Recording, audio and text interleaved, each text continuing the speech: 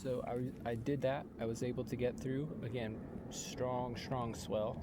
And I was able to get out here. But when I was out here, I noticed really quickly all of this water that was here, that was under me, it felt like it was moving really strong, like really heavily. And I felt it moving underneath me. So naturally, any body of water right here that's moving, and I'm right here, I really felt the pull. And it was pulling straight out, and it was heavy too, to the point where I was constantly out here swimming with my flippers, attempting to go back this way, which I was doing pretty good at, but I was at almost a constant stroke away from opposing the riptide, going back towards the shore.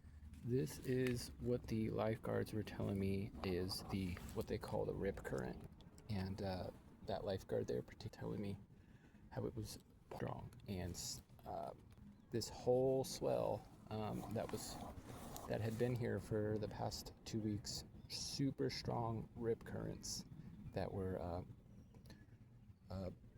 amounts of water that just poured back into the ocean, because all this water that moves on shore, it has to go back out. Yeah, I had my goggles. I went out to check the visibility.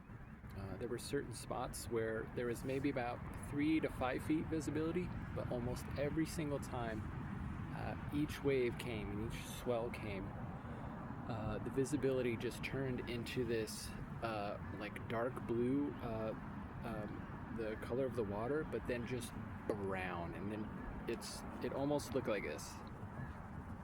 And it's actually probably a good example. So I got a very small amount of time in with the goggles. These new goggles have really great clarity. They have a nice suction cup, snug but comfortable fit on the face. I did get 2 of them at a discounted price, so very glad about that. But with how I was fighting that current while I was out there 30-40 yards out, and with how the visibility was so low, I'm like, okay, these goggles are going off, because I am most of my energy was spent on trying to keep myself in a position where I'm not getting sucked out. So yeah, I was like constantly vigilant of like staying in a good place with the rip current, and after that I knew, okay, maybe this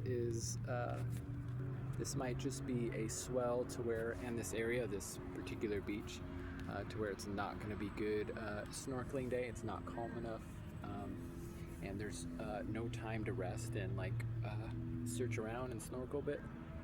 And then I did hop over to a different cove after I was able to make it back in a couple of times. But after 3 or 4 times, I think I did it like 4 times, I was spent. My energy I was taxed. My legs were taxed. And then I just spent some time sun soaking after that. I did have my GoPro and everything. I got 0 footage on the GoPro because of how I was while I was out. I was not at all, at the moment, I wasn't worried about recording any of that. I'm sure it would have been cool to get some of the footage of the currents if I felt more confident at the time. Or I also just was thinking, like, on another trip when the swell and current isn't so bad, I'd be glad to get more footage, which I plan to do.